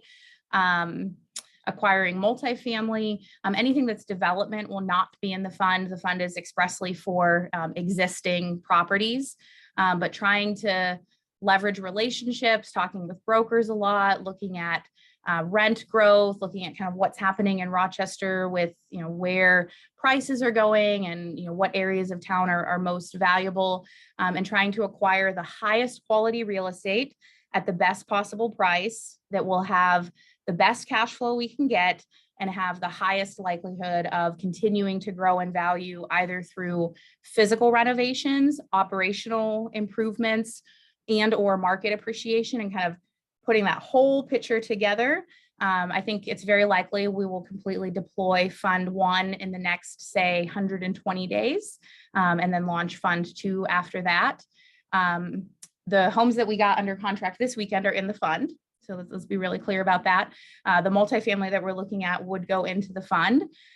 So not a whole lot that's like super concrete at this point, but that's pretty normal for this time of year, is when kind of spring picks up. That's when, buying and selling activity picks up. Yep. And this is the lowest inventory we've ever had for single family homes and for multifamily communities. The lowest inventory for which there is data ever. And we want to be really careful to make sure that we're, making moves and buying properties that we're going to be really excited that we own in the future, but also doing our best to go slow and go carefully and go prudently. That next question seems spot on, kind of dovetail with that. How do you guys seem to get to put all these offers over market value and still have it cash flow positively? So if you buy a house at a 4% interest rate that you pay $300K for, that you rent for $2,000 a month, those numbers work. So if you pay a 4% interest rate, buy for $300K, rent for $2,000 a month, those numbers work. At least they work for us. So we go through a spreadsheet exercise. There's lots of different loan products you could get, different amortizations and down payments, that sort of thing. For us, those numbers work. For many or even most communities in the country, you may not be able to achieve that. You may not be able to buy a home for $300K that you can rent for $2,000 a month. A year ago, we could buy a home for $250K that would rent for $2,000 a month. Now we have to pay $300K to get that home that'll rent for $2,000 a month. But we'll see as the spring goes on, how high will rent go? Yeah. So that's how the numbers work for us. It's a sliding scale. I'm sure that if you're buying a home in, a higher cost living area, you might spend $500K to buy a home that will rent for $3,000 a month or something along those lines. maybe those numbers work as well. You still only have one roof to maintain, one furnace, one water heater to maintain. I'd have to like run the numbers and see if that works. And maybe it's a 30% down kind of situation to get to cash flow positive. I really don't recommend over leveraging that asset to get into cash flow negative territory. But yeah, that's how those numbers work for us from a really high level perspective. There's still, I would say there's still room to go, essentially. We just want to be really careful about it, really prudent about it. Yep. And then we'll end on this question here. When considering a cash out refi, what percentage of cash flow is safe? Trying to figure out what the safe percent to take out in a cash out. So max of like 70% LTV or 50% LTV are the examples given. If rent covers the mortgage, it will even out. But what about having a percentage of buffer in cash flow is safer if there's a downtrend in the rental market? Excellent question. Yeah. So from like a really simple level, your rent needs to cover your mortgage, your taxes, your insurance, property management if you have it, maintenance, capital expenditure. That's things like putting money aside every month for the roof and the water heater and the big expensive things that happen infrequently but do happen. Every house needs a new water heater. Every house needs a new roof. In a quarter mile, merge onto I-80. Can someone mute yourself? Doing some navigation there. Trying to think what else is in the pro forma. Got a little distracted there. But after all of your expenses, not just rent minus mortgage, you want to make sure there's allocations for all of your expenses, and then you're still cash flow positive. Nick and I consider anything that's like, when you do all of that math, if it's like less than $100, we consider that to be cash flow neutral because, and vacancy. That was the other one. I knew I was missing one. So put together a very conservative pro forma. Yep. And then if you're cash flow positive, I mean, I think you're in pretty good shape. Now, 5 years ago, we could say you really want to hit a 10% cash on cash rate of return. That's not going to happen in today's market. It's just not. But you can be cash flow positive. So we try to maximize our leverage. We think that's the best way to protect yourself and to protect the asset, and that's going to deliver the best return. And you could technically lower your leverage and increase your cash on cash rate of return, because even though you're putting more money into the deal, you're increasing your cash flow. So you could get up to like a 5% cash on cash with relative ease if you did like a higher down payment on that loan. But that cash flow is really never going to make you rich. It's really the equity that makes you rich. It's really just holding that asset for 5, 10, 15 years and paying down the loan and enjoying the appreciation and snowballing whatever cash flow you do accrue. So we don't really care that much about cash flow along the way. So we like to maximize our leverage. If we can get like an 80% LTV loan and we're going to stay cash flow positive, then we're going to do that. So the example that we just mentioned of 4% loan on a $300K purchase for a 2,000 rental rate at 80% LTV, even on like a 25-year amortization, not even a 30-year amortization, those numbers work for us. So that would be how we would make a decision about how much we want to leverage an asset. We don't always do 80% LTV either. Sometimes we do lower leverage if that's what makes sense for that project. Like we're doing a big construction project on 2 different apartment buildings right now, and they're at 75% because it just is risky when you're taking down 25% of your units at a time to do rehab and pumping in all this cash. Like you want to lower your risk profile on that investment and make sure that you don't end up in a really big cash flow negative place on that asset.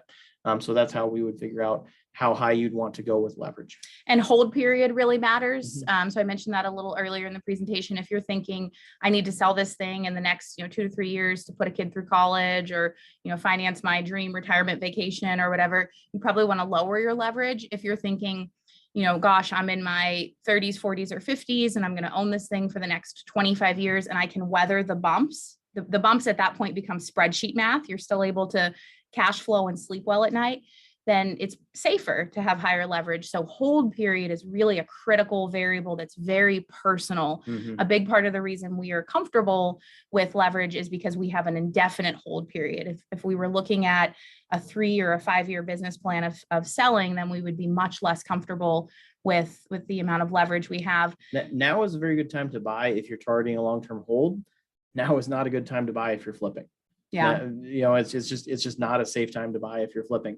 But if you're targeting a long-term hold period, if you're going to be excited that you own that asset 5 or 10 years from now, it's It's not that hard. It's not a stressful decision. Yeah.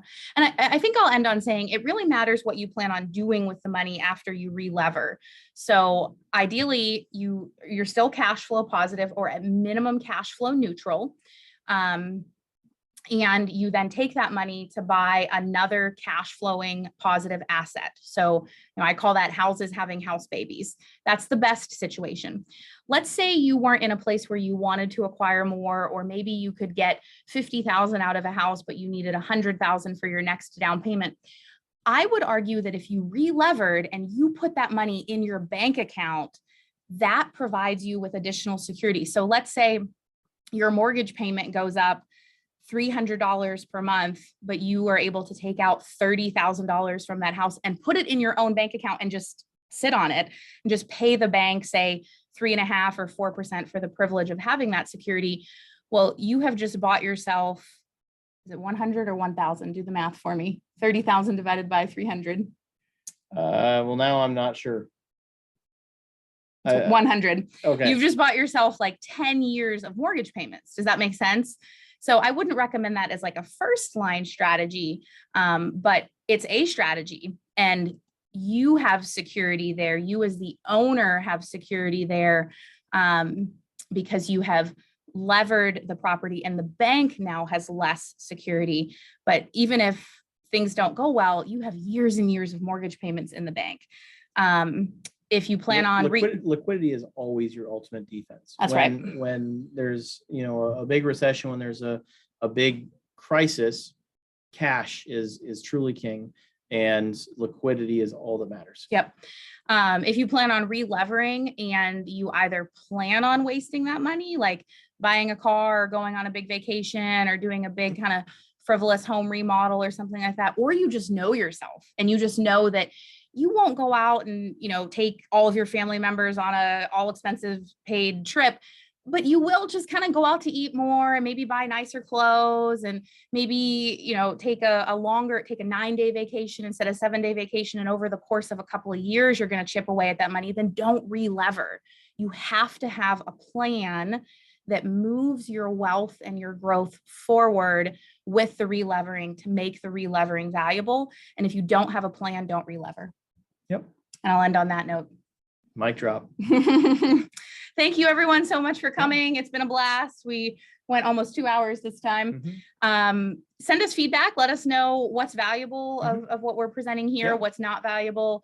I think we're going to fire up like a Google Doc, probably not this month, but in subsequent months to get sort of real-time instant feedback, because we want this to be a very valuable time for you, so that we're hosting our conference here this summer, so y'all can fly out and join us. We want to make sure that July 15th through the 17th. Want to make sure that our content and presentation style and stuff is kind of optimal for everybody.